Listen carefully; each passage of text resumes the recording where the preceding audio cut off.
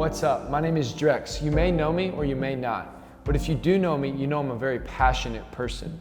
The thing I'm most passionate about is sharing who God is and what He's done in my life. So today, I'm going to share my testimony with you. My story starts off when I was 6 weeks old. Me and my twin sister were born 2 months premature, so we already had a weakened immune system. But at 6 weeks old, we were both diagnosed with RSV, an upper respiratory virus, which is fatal 50% of the time to young infants and elders.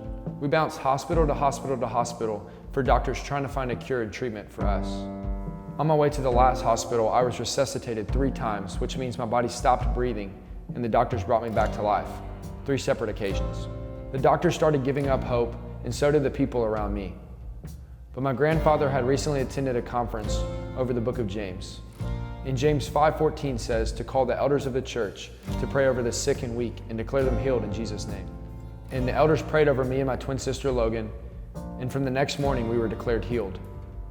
Nothing but a miracle of Jesus. At age 5, when I first heard that story, I was amazed, and I knew something saved me that day and saved me for a great purpose, but I didn't know what or why yet. But I began searching. I was academically gifted at a young age, so I thought school and education and knowledge was the reason why I was saved. In the 4th grade, I hit tougher subjects and became a victim of bullying. So it made it hard on me, and I knew that education and knowledge and wisdom was not the reason why I was saved. Around the same time, my stepfather entered my life, and he introduced me to sports. So I started playing basketball and baseball, and I thought maybe I was saved to be a gifted athlete. But pretty quickly, the competition was too tough, and I realized that I was not saved for that purpose. It had to be something greater. In the 9th grade, I decided to go on a mission trip to share the gospel. And at that time, I was a believer of Jesus, but I really wasn't a follower of Jesus. I believed in Him, but He wasn't the Lord of my life. I went on this mission trip to share the gospel with others and make an impact in their city. But little did I know the impact would really be in me.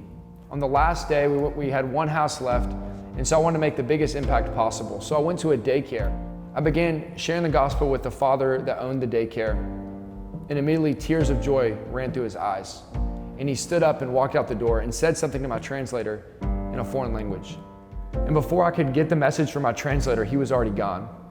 So 5 or 6 minutes, I was like, okay, it's not a big deal. But after time had passed, I became suspicious. So I walked outside and looked around the front porch, and I saw him 3 doors down with 2 other men. So me and my translator go walk down there, and I'm like, what is he saying? What is he talking about? Trying to figure out what's going on. And pretty quickly, the translator picked up that he was sharing the same gospel that I just told him with his neighbors. That's when I realized that Jesus saved me at a young age and saved me with the purpose of sharing His word.